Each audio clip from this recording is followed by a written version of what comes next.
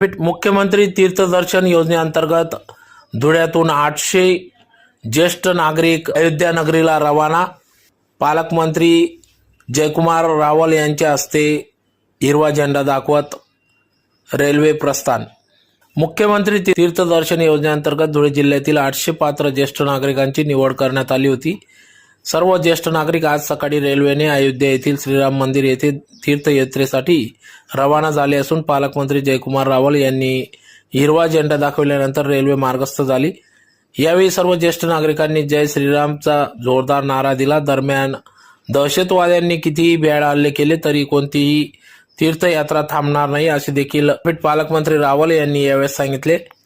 या प्रसंगी या ठिकाणी खासदार डॉक्टर शोभाताई बच्चाव, धुळे शहर आमदार अनुप अग्रवाल, आमदार मंजुळाताई गावित, जिल्हाधिकारी जितेंद्र पापळकर, पोलीस अधीक्षक श्रीकांत धिवरे, भाजप जिल्हाध्यक्ष गजेंद्र आंबडकर, माजी महापौर जयश्री अहिरराव, प्रदीप करपे, भाऊसाहेब देसले, भिकाराप्पा वराडे, हिरामन गवडी, प्राध्यापक अरविंद जाधव, डॉक्टर सुशील महाजन, रेल्वेचे मुख्य अधिकारी संतोष जाधव, आर.के. सिंग, समाज कल्याण अधिकारी संजय सैंदाने आदी सर्व पदाधिकारी यांच्या उपस्थितीत सदर ज्येष्ठ नागरिक अयोध्या नगरीस रवाना झाले असून या सर्व ज्येष्ठ नागरिकांच्या अयोध्याला जाऊन दर्शन घेण्यासाठी महाराष्ट्र सरकारकडून 1,30,00,000 रुपये रेल्वेच्या IRCTC कंपनीला सदर रक्कम देणार असून यात सर्व या ज्येष्ठ नागरिकांचा सकाळचा नाश्ता, दुपारचे जेवण, सायंकाळचा नाश्ता, रात्रीचे जेवण सर्व व्यवस्था या कंपनीकडून होणार असून प्रत्येक रेल्वेच्या डब्यात एक कोऑर्डिनेटर नेमला असून